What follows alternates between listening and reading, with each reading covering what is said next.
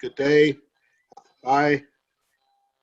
Are you in a different area now? It looks different. The background looks different. Are you in somewhere different than your apartment? Oh, shit. Hello? Oh, I can hear you now. Yay! There we go. Hi. Hi. Are you in a different apartment? Hi. The background is different. Are you in a different area? Oh, I'm in a different area. Yeah, this is my couch. This Okay. is where, and you're in a different place too. Like I've never seen this part of your apartment either.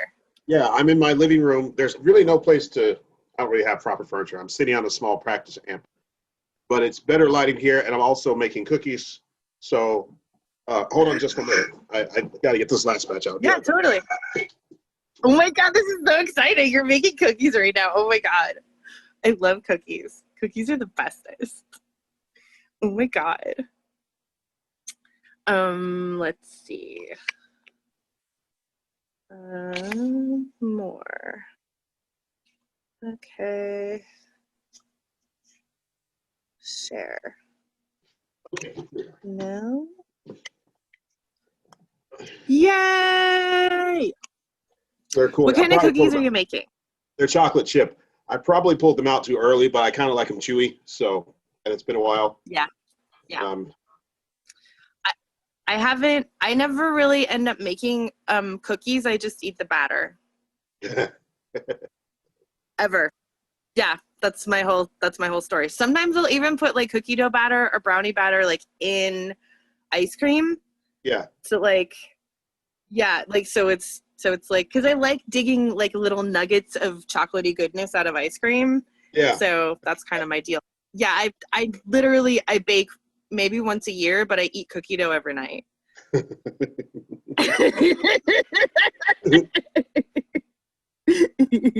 Do you make cookies a lot? Not a lot. I decided to do it just in light of what's happening right now. I want to be full. So I barbecued yesterday. I still have 6 burgers I need to grill. But I barbecued. This is the stuff that's going to last me for, well into next month, I think, because I don't really eat 3 meals a day. And I get by fine with like 1 or 2. And wow. so Jesus. I think it'll last me for a while. And in honor of that, anyway, the last time I grilled, I made apple pie, or I cooked an apple pie and ice cream. But this time I'm just doing cookies. So. Damn. So yeah. Okay, well, I think you should eat more, like just so that your body stays alive and stuff. But I respect your sugar game. I like that even though you don't eat that much, you make sure that you get a healthy amount of sugar. That I have a lot of respect for that. Yeah, vegetables too. I mean, I do okay. Yeah. So, yeah, but in light of everything that's going on, I want to have everything in the apartment. So about a month ago, I think I might have told you this, I put a bottle of ginger beer in the freezer to chill it. Forgot about it. It exploded, destroyed the glass shelf. I spent just last Friday cleaning out the shelf. The remaining. So there's glass all over the place. I just had to order a new shelf from Frigidaire. And what had happened was that the contents of the bottle, I think, caused some kind of blockage and stopped the refrigerator from working. So all my food. Oh, okay. So after I cleaned up the glass, I went shopping at the Winco and filled up everything that I was missing. So I grilled yesterday, and now I've got food to last because all the stuff I barbecued before I had to throw out, and I wasn't really willing to let that go. So yeah, I totally get it. I can't believe you're barbecuing in the smoke. Yeah, I figured this was the last session I would get to do it, and I was really mourning the loss of the previous barbecue batch, and so I decided to grill. But yeah, I won't go out. I mean, I did that so I wouldn't have to go out anymore. Everything I need is here. I really have no reason to go out except for mail. I got the packs, by the way. Thank you. Oh, mail and food. Like, I don't really have to go out for food right now, but I know that I'm going to eventually drink all my milk and orange juice, so I'm just going to go to the store. And gas. I still need to gas up my car. Oh, and I'm helping a friend in Tacoma. But generally speaking, I won't go out. So what are you avoiding as far as not going out? Are you worried that this that this like smoke is going to last for years or something? I'm concerned that the virus, coupled with the smoke, coupled with civil unrest, these Proud Boy people, these militia groups aren't stopping. This is perfect kind of, there's just an ominous sort of feeling. And this is sort of the perfect catalyst for people, agent provocateurs, to take advantage of this sort of thing, really stoke civil unrest. Like this morning I was looking at, that thing on Facebook, Now This? Yeah, I like Now This. That idiot, Enrique from Florida, and what idiot Enrique from Florida? He's one of the Proud Boys. Okay, all right. Oh yeah, isn't it weird when Proud Boys are men of color? Like, I know their whole thing is purity, but it still trips me out that you can join a white supremacist movement as a person of color. Yeah, as long as you've told their line. I mean, the same way there were Jewish collaborators. In fact, the Nazis had collaborators in every single country they went to. You can really put it on that scale. Okay. And this country has a history of getting folks, especially first-generation immigrants, like Enrique. Yeah, and to vote against their own interests. You're right. Yeah. This country has a habit of just trying to convince people to just do that rather than trying to change the system for the better. All right. So he flew up here. So Enrique, this guy in Florida, go ahead. Yeah, he flew up here with some other crony of his, and their whole purpose, they admitted it, was to disrupt. They're basically there to troll and run up funds for the city. Run up funds by, shutting down the businesses, because every time they come up here and protest, there's police that have to be paid for their protect them. There has to be police presence there. Certain areas need to be cordoned off. Well, that affects the businesses of the local communities. They admitted that that's what they're there to do. It wasn't really about protesting. They just wanted to, they didn't say shake things up exactly. I forget the phrasing they used, but the idea was that they would shake things up because Portland and places like it are leftist hellholes. They don't like the fact that it's leftist, and so they're going to just little antics of theirs. Yeah. Which is super trippy to me because Portland is pretty leftist, but it is still, I mean, having lived there, it's still very, very racist. It's still very dangerous to be a person of color there, even though it is a very leftist town. It's really generous to white trans people.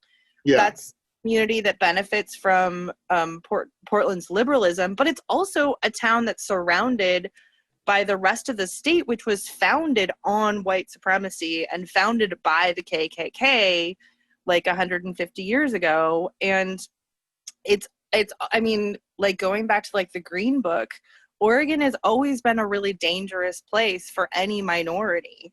Yeah.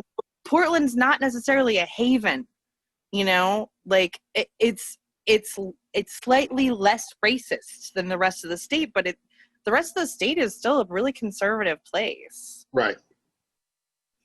So, okay, so go ahead. So that's what they did. Well, he just came over and disrupted things, and that was that's when they basically told on themselves by doing that. So I don't know. I just where was I going with this? Well, that's the reason I don't go out. This is the perfect kind of storm for people like that to take advantage of civil unrest. A lot of people are very frightened right now. A lot of people are unsure, and a lot of them, it's not really about getting to the answers for these people. They just want to be right about something. And to that effect, they're willing to start trouble and go after the most vulnerable people. So I'm just staying indoors. I have no real reason to go out. I won't risk my life for my job. Good. And I have everything I need here in terms of washer, dryer, food, entertainment. I mean, good. I have the internet again, obviously. That's great. So yeah, that's that. I'm just staying indoors. I mean, occasionally I have the car on hand in case I need to go somewhere across town. But whatever. Good. I mean, I can even rehearse. I don't really need to go out. I can even rehearse from home. So I don't need to go out and do anything. How about you? Well, I am okay. So I don't know if I ever told you, but I've broken both my legs, right? Oh, when was this? Not at the same time, like in the last 10 or 12 years. Oh, I broke one, I broke one 12 years ago, and then I broke another one like 8 years ago, right? And the thing is that at any point in time, usually both of them hurt a little bit, right? But one of them just like fell apart like 2 days ago. Like I haven't been able to walk around my apartment.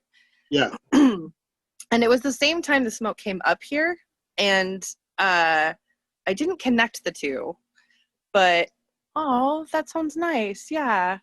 Yeah, like today I had a really hard time until I called my sister. She's really good at, like, when I have kind of a panic attack about pain, talking me through how to fix it. And she was like, all right, you like, I do have some Vicodin in my house. She's like, just take it so that you can stop crying, like so that you can start thinking. And I was trying to figure out, like, it's hard for me to get deliveries to my apartment. Yeah. Why? Ooh.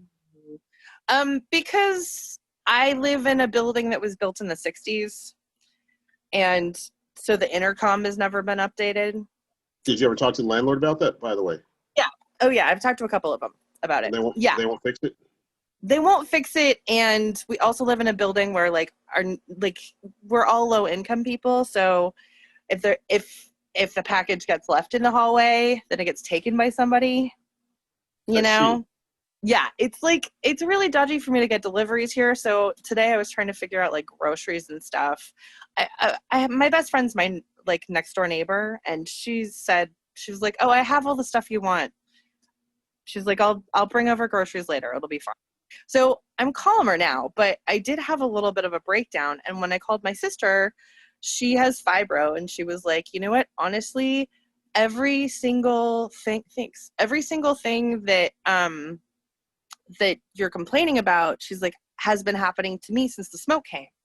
She's like, I really do think that, they have all these studies that were done when I was going to the pain clinic that showed that all of your pain issues are usually connected to a lack of oxygen, to either your body, to your brain, to whatever, right? And that's what they believe fibro is too. Fibromyalgia is they're like, your body just never getting enough oxygen, and it hurts when you don't get enough oxygen. So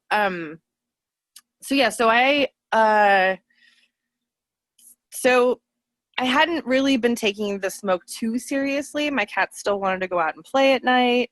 I still had like I hate having my windows and doors closed all the time. Even in the dead of winter, I'll have something open. So I'd been keeping things open. But I shut everything down. I turned on the air purifier. And my sister was talking about how you can cleanse the air with candles. Yeah. Ooh, thanks.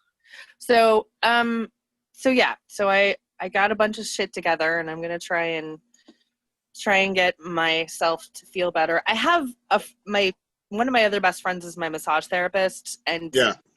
I think there's something wrong. I think I twisted my foot too or something. He's going to help me unwind it so I can use it again. But in the meantime, like, I don't know if anybody else is experiencing extra pain right now or not, but it's a side effect of the smoke I never thought about. I see. Well, that's a possibility, especially considering, I don't know, can't say for sure, but I can tell you that in crises such as these, it's usually the most vulnerable people who start to get it first. As far as deliveries go, part of the landlord's duties is to provide a safe place to live. So if you can't get the intercom working, that's a safety issue. But you might have to lean on somebody. You might have to get someone legal to lean on your landlord. But first of all, know your rights, which is why I sent you those links. Thanks. The landlord-tenant law, the tenants union, who I don't really have a lot of faith in, but yeah, the Housing Justice Project, and the Tenant Law Center at Catholic Community Services. You may want to consider getting talk to the Tenant Law Center. They've helped people before. Thanks. The attorneys there. Yeah. As a matter of fact, I don't know if she's working there now. I can't pronounce her name, but I'm going to send her contact Yay! Talk to the attorneys at the Tenant Law Center. That's a safety issue. They're responsible for they are responsible for making your place safe. The intercoms never worked. How long have you lived there? Not for me, because I have I don't have a 206 phone number. Yeah. And so I just don't, they're just not allowed to buzz me. They just never put my name in. They didn't? Yeah. Well, that's still an issue. That's an issue too. Yeah, it is. It's So been you should really, frustrating. I mean, I just know that I work with I've done eviction prevention for years, and working with landlords who don't really follow the law. Yeah. They usually don't back off until you get an attorney or somebody to lean on them. Okay. Yeah. And I could also maybe figure out how to write a letter, or how to get an attorney to write a letter. That might just be enough. Yeah, that will be for starters. But first and foremost, know your rights. I expect that a lot of landlords, I mean, this is what contributes in part to the homeless problem. A lot of people not knowing their rights. Yep. And dealing with landlords like these. So don't let them get away with it. Okay, thanks. Yeah, I'll look into that. That'll give me something to do. When I do have pain spikes, I always kind of come out of them swinging, you know? Yeah. I just want to punch someone in the face afterwards. So sometimes that's when I'll get like my most ardent politically. Yeah. So speaking of politics, there are a couple of stories I wanted to talk to you about. Did you have any stories that you wanted to talk about today? I think the most recent thing is just how everything looks like Blade Runner right now, and what this entails as the smoke and possibly fires go on, because now they're encroaching in Portland, just on the outside of Portland, the fires are, and what this means, how this bodes for vulnerable people or for low-income people. You know, where are we going to go to? What do you see as the ripple effects? The ripple effects will be likely displacement, not from eviction necessarily, but not having nowhere to go. A lot of folks don't have. A lot of folks don't have backups, no support system, no place to go in case things go sideways. So that's an issue. So you're talking about just in addition to the homeless problem we've got already, more people pouring out onto the streets because their home burned down. Yeah, their home burned down, or they have to evacuate their home, and the city already does not place people who are homeless in housing right now. All the services are backed up, so unless you have a job and some money, you are not going to be able to do it, at a viable amount of money too. And you work with our, if you work with our program, you got a shot, but you still have to work. I mean, I've had to tell participants in our program, this is what it takes to be in our program. You have to be working. You have to be earning this much, like $3,000 or as close to that as possible to even qualify, because this is market rate. $3,000 a month. As close to that as possible, because this is market rate, not subsidized. And landlords, most apartments in this area, not just Seattle, but throughout the region, are well over $1,000. Landlords, they want you to make 2.5 times to 3 times the rent. Right. They can charge whatever they want. They can reject you based on income. And because there's no rent control or income tax here, they have incentive to make as much money as they can. So a lot of poor folks get squeezed out, even if you're working. You could be working 60 hours a week and still not making enough. Well, yeah, I mean, $36,000 a year, I mean, in the 90s, I thought that was a pretty good wage. Like, that's what I made, like, working as a receptionist in the 90s, right? But now you can work 3 jobs and still not make 36 grand a year. Right. And now end to end. I mean, if you can't pull that much off, then you're definitely homeless. That is a fucked up math problem. Yeah. And everyone says move somewhere cheaper, but what if everything is here? What if all your resources are here? What are your family and support system? Or your family and friends and support system are here? The only reason I could handle being homeless, the only reason I was too phased about being homeless, especially the second time, is because I had a job. 2, I knew where all the resources and services were. I had it pretty much planned out, and I had a car, so I could get around pretty easily. You know what I mean? I could be independent within that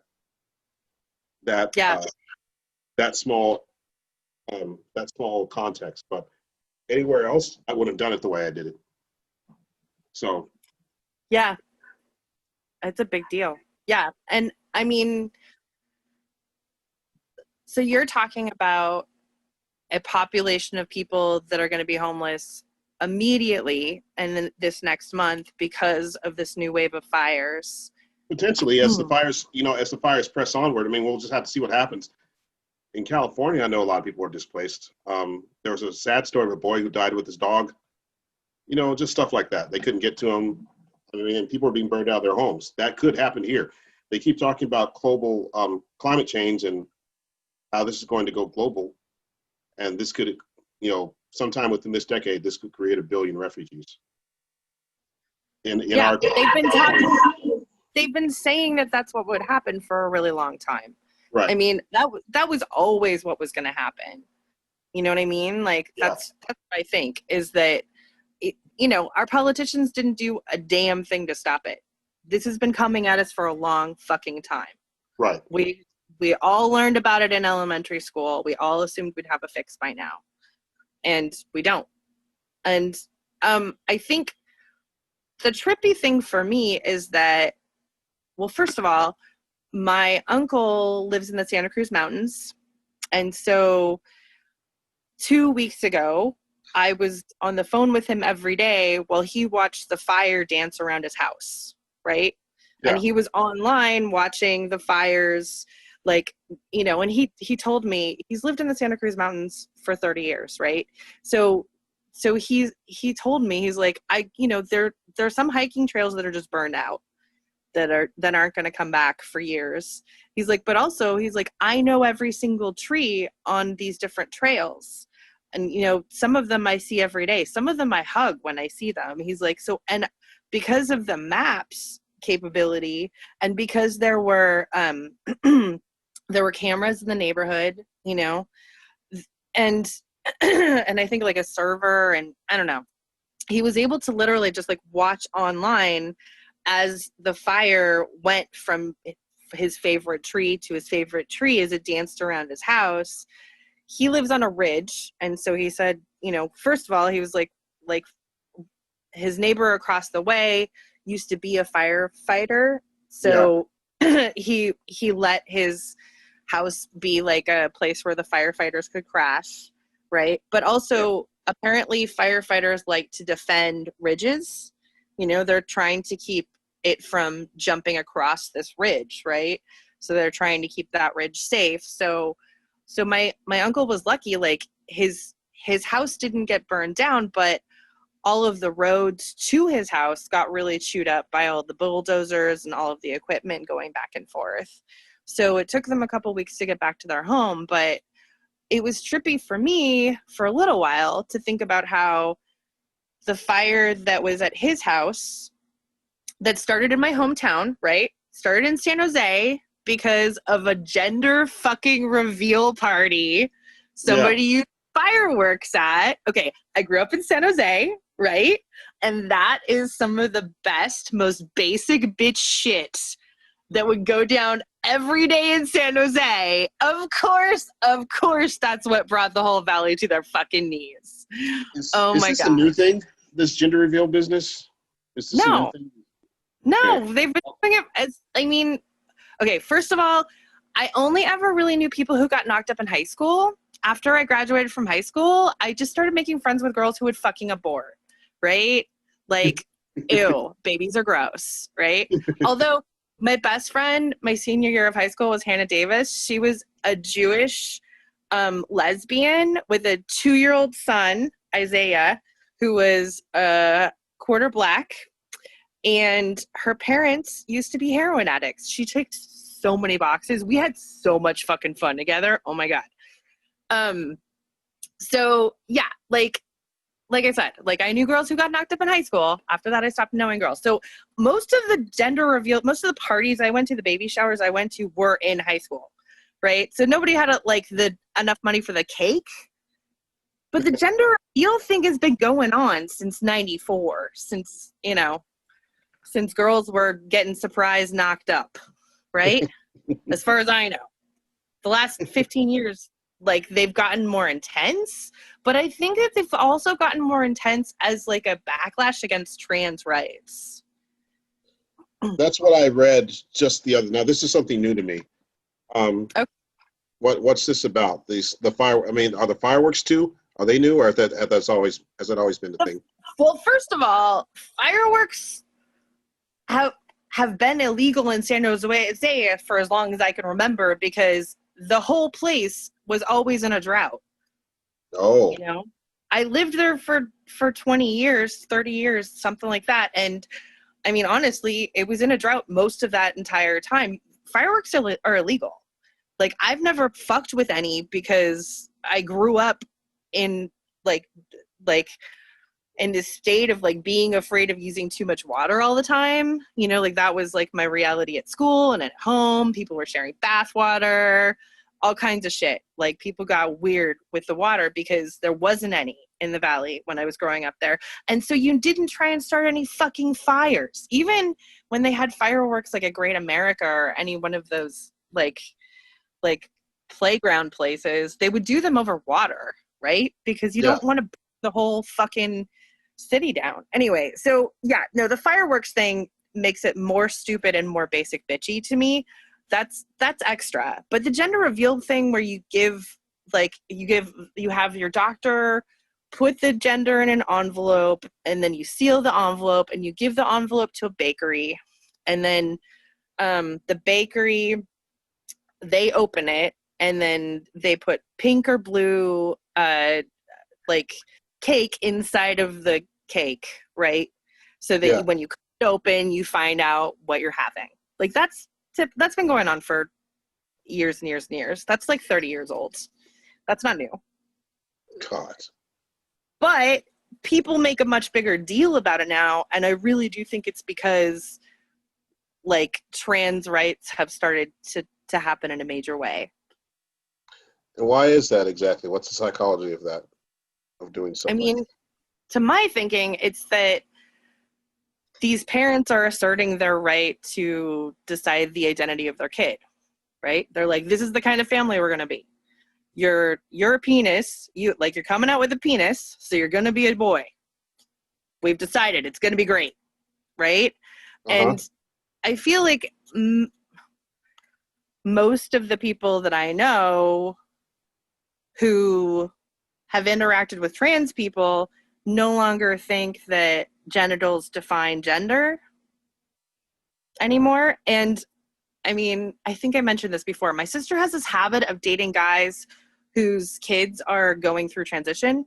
Like, she's seen like multiple teenagers and multiple different families, start taking hormone changing therapy, like medicine and therapy and all kinds of stuff. But I've also seen people transition in adulthood, and the revelation that you can be exactly who you want to be for them is a big deal. Like, that's usually the first step, and it's kind of the exact opposite of a gender reveal party. You know what I mean? And I mean, I like the idea of trans adults having gender reveal parties where they're like, turns out I'm a girl. You guys thought I was a boy all this time, but it turns out I'm not. Just, or whatever they want to be. But it does seem like I said, it's the exact opposite, right? It's interesting. I didn't realize people were going through such trouble. I thought at the time it was a very narcissistic thing to do. And the gender reveal party for the baby? The fireworks and the whole hoopla. Who has time for all that stuff? Like, I didn't realize this was a thing. Having parties to decide why can't you just say it's a boy or girl and leave it at that? You know what I mean? I don't understand the fanfare is all I'm saying. The fanfare. Yeah, the fanfare's a bit much, but I also, I don't know. I really, really admired my friend Blue, who, when she had her kid, she was like, I think it's weird that everybody wants to know what's in their pants. She's like, it's a baby. She's like, you guys, I'm just never going to tell you what their sex is. They get to decide. If they want to start telling you what's in their pants, that's cool. In the meantime, I had a child. So I've been watching her baby grow up, and it's been fun to think of that, like, gender like that. Just like, oh, none of my business. Cool. Yeah, it's rather odd. What It's is? the whole, I guess the idea that you have to have a party and have all this fixation. And it just seems like people are doing it for themselves and they want to impress their neighbors. Not Yeah. really. That's what I'm saying. And that you burn down a whole area. Shit, man. Yeah. Yeah. They burned down, like, not just the whole town, but they ruined the air quality of the entire West Coast. Yeah, which is inconceivable. I guess that's what I'm saying. It's really inconceivable to me. At the same time, here we are. It looks like Blade Runner 2049 out. I mean, I don't want to go out. I do have a window open that I'm going to close. But this is why I grilled. I know we're going to have to. Dr. Fauci says we should all hunker down. And I know this, I just know, as ominous as this looks and sounds, this could go well into 2022. And that's why I'm concerned about reactionary groups.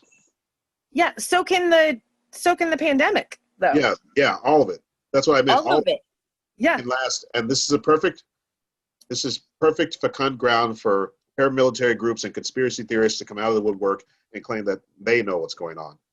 Speaking of which, that was the other story I wanted to talk to you about. That brings me to the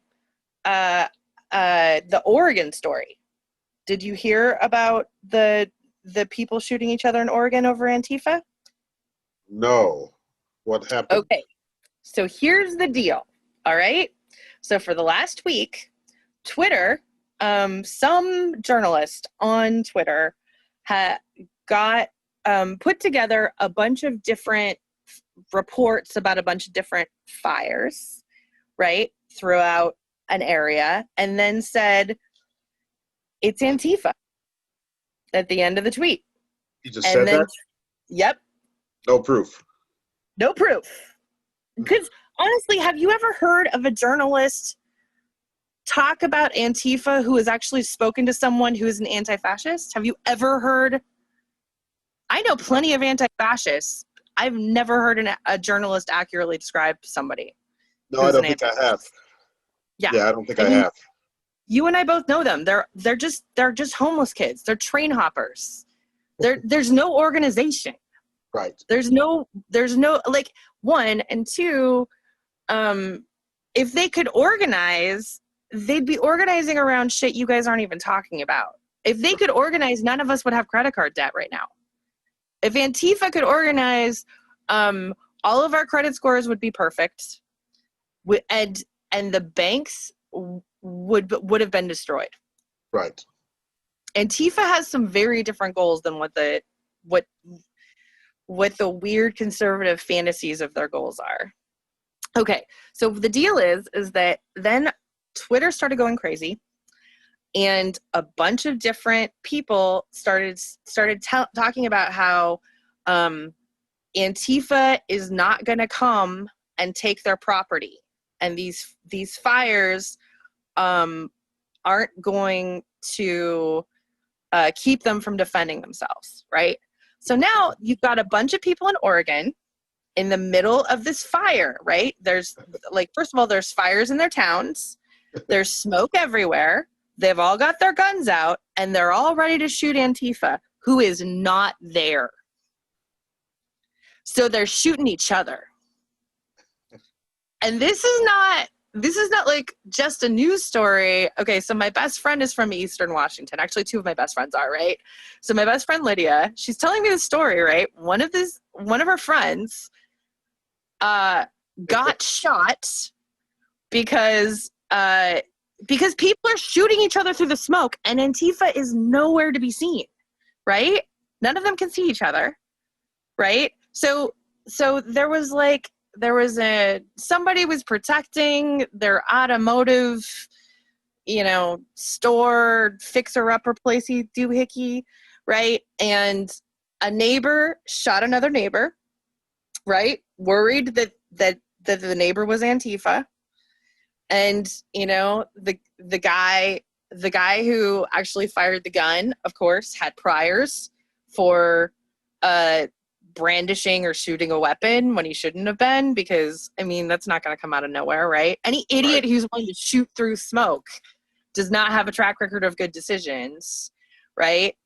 They're talking about, oh, can we just, let's just, you know, it wasn't the old man who did it. It was his 15-year-old kid, right? They're trying to pull a bunch of shit, because you're right. If you can't see through the smoke, you can make up all kinds of shit. You can blame people for shit that they didn't do. All kinds of shit can go down. It's a really good call that you're staying inside, but people are literally shooting each other because they're so scared Antifa's coming for them. And they're not thinking through fire safety at all. So law enforcement has had to actually come out on Twitter in Oregon and say that Antifa did not start the wildfires. God. Which is another ridiculous thing. Obviously, trees are neither fascist nor anti-fascist. Trees are neutral. Of course, but do not fuck with the trees. So what do you think? I think that's the kind of thing. I mean, aside from the mishaps, eventually they're just gonna blame their idiocy on others, and eventually go out into the streets. That's the thing. I don't think they'll keep this confined to their own neighborhoods. As amusing as that is, these people. Yeah. I don't know. Yeah, they're gonna take the show on the road. Yeah. They're gonna shoot through like all kinds of smoke. It's such a stupid thing. It's a weird conservative circle jerk fever dream is what it seems like to me. Yeah, I mean, they want stuff to happen. That's the thing. They want a confrontation. Yeah. They want a confrontation. They want to blame it on somebody else. They want to feel like they're on the right side of everything. It's ironic because they could have all those things just by switching sides. Right. But it's more about being right. Well, and I think an addiction to white supremacy, maybe. Yeah, I think addiction is the right word, because some of this behavior is very similar to how heroin addicts going through withdrawals feel. That's what I really look forward. It's just, that's a good call. You know, because they're out there just trying to start trouble, and they can't really deal with what's happening in front of them. Yeah, that's a really good call. It's not just that they're addicted to white supremacy, it's that they're not getting the hits they used to of it. So this is also like desperation withdrawal. Yeah, and I also think that they're starting to realize that certain things are not what they thought they were. They've been living their lives and based on the presumption, excuse me. And I think that's really hard for people to deal with. If you're used to things being a certain way, and then someone in your life comes and challenges that, I don't know, it's bad. Yeah, it changes everything you knew about yourself. But more than that, I think. Are you still there? I mean, there's the whole thing of like, if they have to admit that they're wrong, then they might have to do something about it, right? Right. There's that problem, but there's also, I don't know, I always think of I don't know if it was Chappelle or who it was, maybe it was Chris Rock or somebody who was like, if you're white and you're poor, you wasted your whiteness. Yeah, I've heard, that's a running joke. I've heard a couple of comedians talk about that. Like D.L. Hughley talks about, he's like, how do you mess up a 500-year head start? And right? Yes, it was D.L. Hughley. You're right. I love him so much. The straw hats really annoy the fuck out of me, but he's so smart. I try to forgive him, even though they look so corny to me. Jesus. I don't understand the straw hats. Yeah, the 500-year head start. And I really feel like that is the part that people are refusing to give up the most, is this idea that their whiteness can't protect them. Right. And I mean, it was hard for me too this year to be like, oh, all right, I grew up white and middle class, and that doesn't save me from a pandemic, or, you know, I could still get kicked out of my house. I could still get, you know, like, no matter what I'm actually doing, the mayor will still let the cops tear gas my whole neighborhood. Yeah. If she decides that we're not behaving right, it doesn't, like, my whiteness can't protect me from any of this shit. Yeah. You know? And I think that's what's scaring a lot of people. They just don't. I guess things are just, there's a sense of things falling apart. I don't think it's total collapse yet, but people are using that as an excuse to jump off and say the sky. It's kind of like the Chicken Little syndrome. And it just gives a lot of people an excuse to act like utter savages. Yeah, I think we haven't quite seen that yet. I think that the savagery is going to come as soon as people start becoming homeless. As soon as the mass homelessness starts happening, as soon as people who you thought of as middle class start ending up on the streets, you know, I really think, do you know about Hoovervilles? That's one of my favorite, like, little American history notes. I've heard of it. Okay. Hoover was the president when the Great Depression happened, I believe. And he, because so many people ended up just fucking homeless after the Great Depression, they all started living in these, in the parks, in these, like, you know, houses made out of garbage, right? Oh, yeah. And they were called Hoovervilles. They're the houses, right? Yeah, I remember. Yeah. So I'm expecting something like that to happen. I think Trump's going to steal the election, but I also think that, you know, millions of people are going to end up homeless this year. Congress isn't going to save them. Congress isn't going to stop it. Isn't there a moratorium? There is, but it's a couple of months out.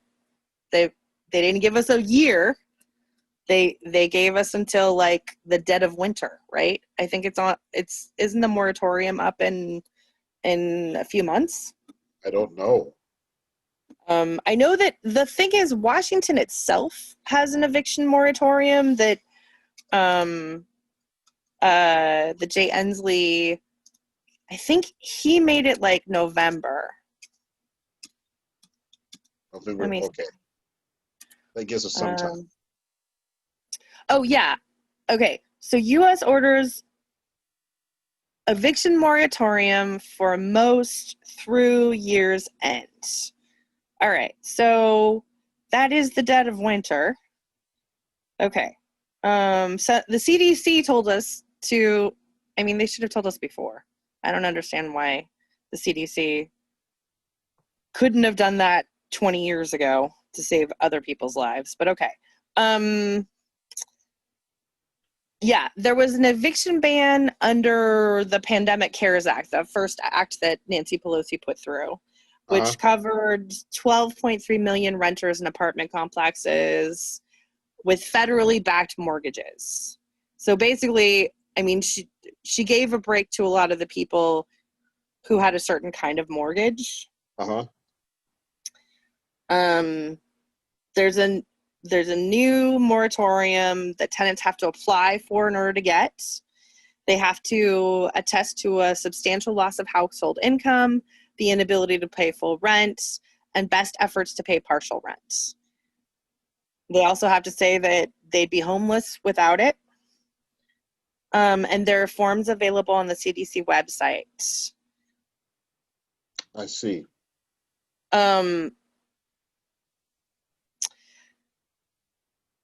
It doesn't relieve tenants of their ultimate obligation to pay rent. It just puts it off. And it only applies to people who earn no more than $99,000 a year. So, and what I think we're going to see is we're going to see middle income families between 100 to 250 who are on the streets. That's a really discomforting thought. I mean, I also think that there are going to be tens of thousands of people who don't fill out that form at the CDC. Yeah. Or who don't fill it out right. And for anybody who is watching us, you can go to cdc.org to download the form. Fill it out as soon as possible, man. And it doesn't address renters' real needs. It also doesn't necessarily help rental property owners, although I have less sympathy, obviously, for them. It's just stupid. If they just gave us, they've taken out enough money. They've taken out 100 times enough money to give everybody in the country $40 grand this year and just let us pay our bills. They could have just done that. They could have. Everybody in the country. And they just decided not to. They just decided not to help us. They're just doing all this piddly little shit. Right. Yeah. So that's good until January 1st. And then I'm guessing that whatever time was bought is up. And all of that background is still going to be owed. I don't know if there'll be another form to fill out and another way to put it off at all. Or at some point they're going to let us all fail because that makes a lot more money for corporations in our country. I don't still see how it could sustain itself, though. It's just what all of this, putting that many people out on the street, not a good idea. It's not a good idea, but they keep barely stopping it. Right. You know, at some point they're not going to stop it. At some point this shitty almost effort is going to end. And I really do think that that's when we're going to see some real change in this country. Like, I've been watching Russian revolutionary stories in order to get ready. I think that they'll be, like I said, like Hoovervilles, but we'll call them Trumpvilles, right? Yeah. And I think that, because like I said, he's going to steal the election. He already did it. He already pulled all of the postage meters out, right? Yeah. There's he already slowed down the country's ability to count ballots. Nobody's fixed it. Nobody's addressed or even talked about fixing it before the elections. We're not going to do a dry run to make sure the system works. It's going to fail, and it's going to fail in his favor, is what I think. And then, this is my idea, right? This is my hope, right? Okay, so millions of people get kicked out of their houses, and then all of a sudden, people realize rent is fucking bullshit. Right? I realized it, yeah. And then people realize that there are a bunch of empty buildings that they're sleeping underneath. And they're like, you know what? I can get in there and I could just fucking move in, and the asshole in Japan who owns the place will never fucking know. Right. And I could be warm tonight. Right? Yeah. So then after we have all the Trumpvilles and after everybody's been evicted, we have like an uprising where people just fucking start squatting and shit. And there's so many squatters, the cops can't keep up with it. True. They can barely contend with what's happening right now, from what I can see. If we all decide that we're just gonna start fucking squatting, you know, like the cops they're not gonna be able to figure out how to handle that. I don't think you can displace that many people, you know. I'm still here. No, this is fine. This is great. I agree with you. Like you can't displace that many people and keep crowd control over them too, right? That many people and that many deplorable situations. It's a bad look for America. It is, but I mean, you know, I still think that squatters' rights could be a really huge revolution for our country. It could change a lot of things here. It certainly could. I loved squatting when I was in England. I thought it was magic. How long did you do it again? Just like a week. Just, but I've also known people who squatted in Oakland, there was always like, I don't know. I joined a couple different circuses. Maybe it was just 2. Anyway, and somebody was always staying in a squat somewhere. I see. Or in Oakland, people were living in warehouses, like I know a lot of train hoppers. I know a lot of people who are into like alternative housing, and I really think that out of all of it, that the one thing that made the most sense was squatting and giving squatters rights, because everybody deserves a home. Right. I think the country would do well to just put a comprehensive plan for people in housing. Because, if everything's above board and everything's official, that way plumbing gets done right, people get other basic necessities met, they don't live in food deserts, all those sorts of things. Put it this way, housing's just one of the basic things you need. If you're in some, it's just one of your basic needs. If you're out in some industrial area where it's a virtual food desert, there's no transportation, you have no car, you have to think about that. Placement is everything. So if you're gonna put housing somewhere, you got to make sure there's goods and services available for different people's needs, is what I'm saying. Yeah, different income levels. Yeah. I mean, honestly, I still think that like that is the best solution to all of this. If the US launched a comprehensive plan where they were like, everybody gets 3 meals a day and everybody gets a home. That's just how we're going to operate in America from now on. Doesn't matter who you are. Everybody deserves this stuff. As well as universal basic income. My friend in Tacoma is planning a march for that. I've been invited to it. If we can't dispense with the monetary system altogether, I would argue for universal basic income. Yeah. That would be a start. Just making sure everyone, not only that everyone has their needs met, but that everyone is able to meet their needs. You see what I mean? Yep. With a basic income. I'm making more. Yep. I think you're right. I mean, either universal I think we could do both as a society. We have the money, we just don't have the political interest. Or the will, but that's going to become very necessary very soon. You can't have this many people desperate and on the streets. Or else you have to expect a revolution. You have to expect some kind of revolution. And I think the most exciting thing that I discovered about the Russian Revolution is that it was a spontaneous uprising.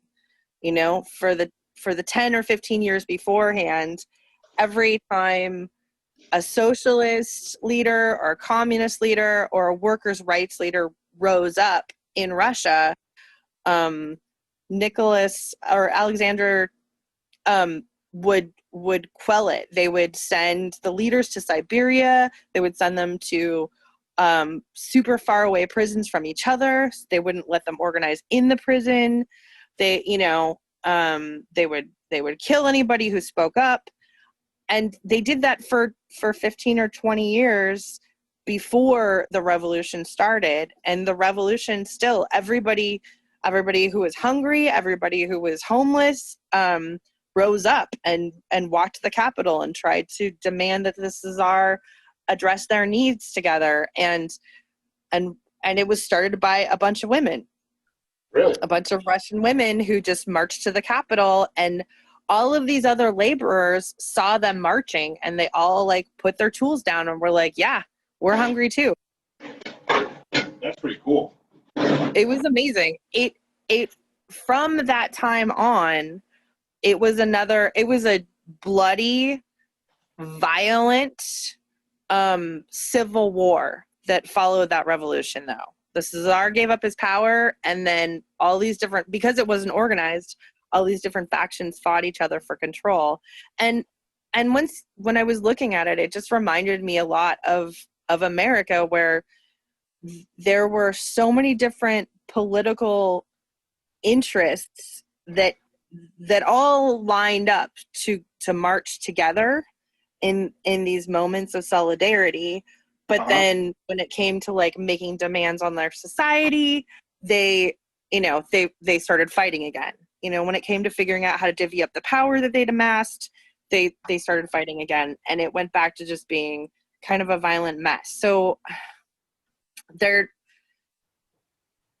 doesn't bode well for what we're going to do next as Americans. Yeah, I see your point. I think they should do what they did in Romania. Before they hung those dictators, that dictator and his wife, I always forget his name. This happened in '89. The people who did it plotted what they were going to do when they replaced them. I mean, it's nice to get rid of tyrants. That's all well and good. But what are you going to put in place? People need to have some semblance of order in their life.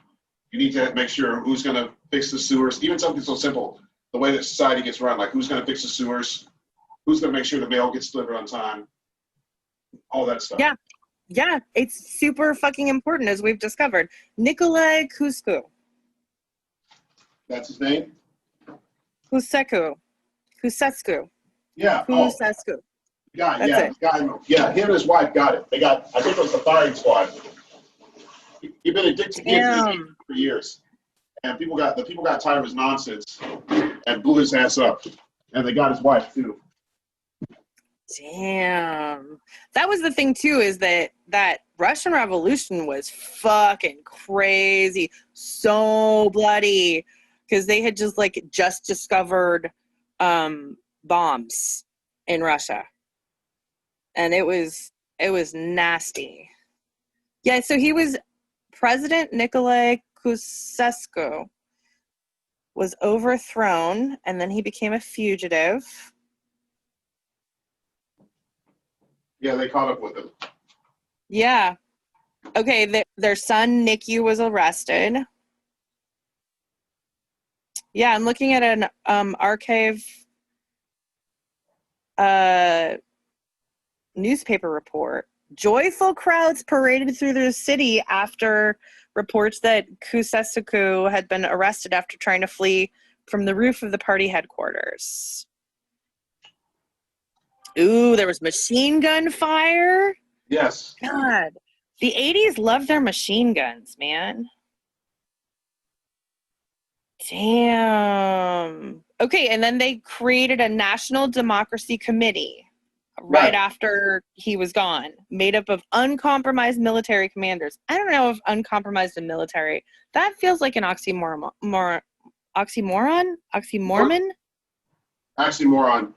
Thank you. Military running the government is exactly what these people were not fighting for. They want to make sure that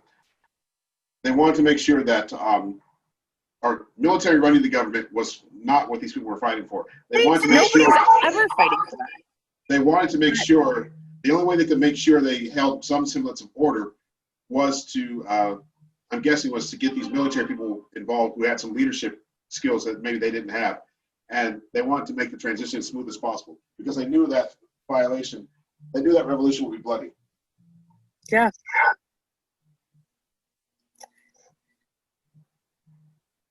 Most of the army had gotten over to the people, and so then he tried to escape. His defense minister was said to have committed suicide, although it was equally possible he was shot by a member of the Cusescu group. Yep. Family. They were not. Yeah, lying. I mean, one of the first acts of the new leadership was to place the security forces under control of the army. And you're right, no revolution is created in the hopes that military rule becomes that nation's way of life. Nobody wants that. Unless you're talking about France, or not France, unless you're talking about Spain. For instance, Pizarro's Spain. Pizarro was a dictator during the Spanish Civil War. His was a military rule. Uh-huh. But yeah, that Dude, was all. you know so much about revolutions. This is so exciting. Why did I say that? Not Pizarro. Francisco Franco. Civil War. Okay. Who's Bizarro? Francisco Pizarro was one of the conquistadors from Spain to Mexico, one of the first people to come to Mexico. At least that's the way it was taught to me, Francisco Pizarro. Okay. I'm going to do research on all of this shit, man, because honestly, that is the only thing that is making me feel better about the way our country is heading, is that there's some wisdom to be gleaned from some of these old revolutions, and there's a way to go forward that could mean better things for American people. I hope that it does, but you know how it is. Well, what do you think is going to happen? I told you what I think is going to happen. I think the possibilities are daunting. I don't know what's going to happen. I really don't. Okay, but you have a best case scenario and a worst case scenario in your head, right? Not really. Right now, I'm just kind of riding the storm. Seriously. Well, that's not helpful. It's bleak out there. It is really bleak out there. Yeah. Okay, well, before we end this conversation, how about if you tell me one thing you've been doing to make yourself feel better? Since this time, well, besides the barbecuing and grilling, I've been writing a treatment for a comic I want to do. I just talked to an artist friend of mine who lives down in Portland. He's not sure if he's got the time, but I want him for the cover artist. And I'm doing the treatment for a character and a study I'm creating that's sometime in the near future. And there's an artist I want to work with as well by the name of Blackie Shepherd. I'll see if he's available. And I am busy doing the setting and the supporting characters and the main character and the premise of the story. So I'm feeling good for making really good progress on it. Okay, so what is it about, though? It is about a woman who gets, a woman who comes across a carapace, a symbiote that's made of insect chitin and alien insect chitin that taps into her brain. And it taps into the biocomputer, taps into her brain and accesses ancestral memories and allows her to become a fighter. So, yeah, some of her past people in her bloodline have been fighters, soldiers, samurai, that sort of thing. And so she knows how to fight. It's a dystopic, there's a dystopic setup, and I'm trying to do more with the premise of it. There's something. Well, have you ever watched Earth Final Conflict? Oh. Okay, well, it was Majel Roddenberry's kind of baby. She was Jean's wife. Yeah. She's Deanna Troy's mom, right? Yeah. And it's 4 or 5 seasons, and I actually have started to really obsessively love it. I mean, the thing about science fiction is that it's largely made in Canada, and it's always been made in Canada, and because the same 400 people make all of the Canadian television shows, they tend to stick to certain themes, and the Stargate theme, the symbiote theme, has been strong across a lot of different Canadian sci-fi television shows. I think just because it's it's not just Stargate that uses the symbiote thing like you're talking about. There have been a lot of other sci-fi TV shows that were made in the 90s that Canada made for us that had symbiotes like that. But Earth Final Conflict has a symbiote like that. You might be able to watch it and mine for ideas. It's actually kind of an interesting show. I mean, I think it's good sci-fi. I love it. And I've seen every sci-fi TV show for ages. It also sounds a little bit like, did you ever see Lex? No, I don't think so. Okay, Lex is another sci-fi show from the 90s that stars, did you ever watch Alias? No, but I've heard of it. Okay, well, there's an older black guy in Alias that is one of the greatest actors ever, and he's the star of Lex. And so it was kind of a big deal because they gave a black guy superpowers in the 90s. And I think it's like a symbiote skeleton. He's usually in a wheelchair, but when he uses it, he can run around and do stuff. You know, there's also I mean, you saw Stargate too, right? I've seen Stargate. Okay, so you know all the symbiote stuff that Stargate does, right? Yeah, I've seen the movie. I never watched the show, but I've definitely Oh, it's so nice. Oh my God, there's nothing more reassuring than Canadian science fiction. Everything always works out, and everybody's always trying not to repeat historical mistakes, and they care about people's lives and feelings, and the humor is just mostly awkward moments strung together, you know? Not a real chuckle in the whole show, but oh my God, it's so sweet. It's so sweet.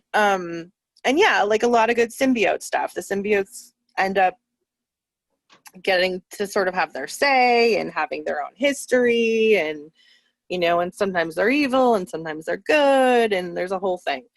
But yeah, there are like 3 or 4 different shows that you could probably pull from, and you could like that might help you think about different aspects of your story. cool. I'll do so. I'll do Yeah, just that. I'll send you some info about it. Excellent take. Yeah. My deal has been that I've been watching this show called Crazy Ex-Girlfriend. Really? Yeah, there's so much singing. And they sing about like real stuff. So there's like a show where or there's like an episode where this she's like, okay, we've been having a lot of sex, so I think I've got a UTI. And he's like, what? I gave you a UTI? And that's like the song. I gave you a UTI. I gave you a UTI. And then there's another song where she's just belting out all of the shitty things she says to herself when she fucks up. Yeah. Like, you lying stupid bitch. You stupid lying bitch. You ruin everything and lose some weight. I mean, like, I've had that song go through my head for the last couple of days. It's so perfect. I love the idea that I could just sing some of the meanest, most horrible things that I say, and that then it would be fun and people might sing along. Yeah. She's also mentally unbalanced in a way that pleases me. Like, what's their deal? Bipolar, but she doesn't get diagnosed until most of the way through the show, so she's just doing psycho things for no reason for a while. I see. And because she's a pretty rich white girl, she gets away with it. Yeah, that bipolar is it's a real mother. It is. It is. My shrink was like, well, there's something going on with you. She's like, I would guess manic depression or bipolar. And I was like, I really don't want it to be bipolar. And now that I've been watching the show, I'm like, okay, it probably isn't bipolar. It's probably more like my moods have waves, and the waves are dependable every year. Most of my friends can tell whether or not I'll be able to communicate depending on what month it is. They're like, oh yeah, she hides for July, or whatever, right? So I'm hoping manic depression, because Jesus, bipolar, those guys end up doing some crazy fucking shit, man. I know. Yeah, it's rough. Yeah, super rough. Seems like lithium's the answer no matter what. I guess we'll see, though. You still have more sessions to visit, more sessions to go to until you know what it is for sure? Yeah, I have to get a diagnosis. My shrink is not an expert, and she was like, we need to send you to somebody who can actually diagnose you for reals. So that's in my future. I find out for reals in the next couple of weeks. And then I get some new medication.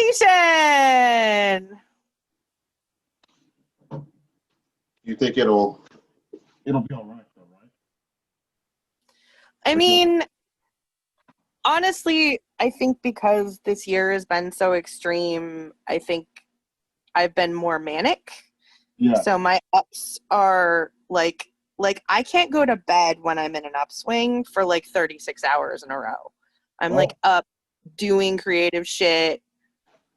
Like I can't go to bed. Doesn't matter how much pot I smoke, doesn't matter if I drink, it doesn't matter what I do. I can't knock myself the fuck out when I'm up. Yeah. And when I'm down, I have a hard time leaving my bed for any reason. So it's like I used to be able to coax myself no matter what state I was in Yeah. into doing some of the hard shit you have to do in order to live, and I can't anymore. And yeah, like this last week I've been in an upswing, and oh my god, I super miss like just going to sleep every night. You know, it's really hard for me to do basic shit like that sometimes. Yeah, I see your point. Yeah. Damn. Rough. Yeah. Manic depression is what we're hoping for. Yeah, I see your point. I see why. Yeah. I mean, a mood stabilizer will hopefully make all of that less intense, is what I'm guessing. All right. Yeah. Well, I hope it pans out. I will totally let you know, dude. Just like I let you know everything that's going on with me. Okay. Okay, let's try and talk tomorrow, okay? Tomorrow it is, then. Keep me posted. Yay! Yay! Okay, Also, cool. I can get salts to you, so. Yay! Pick out which one you like. Okay, cool. I'll text you later about that.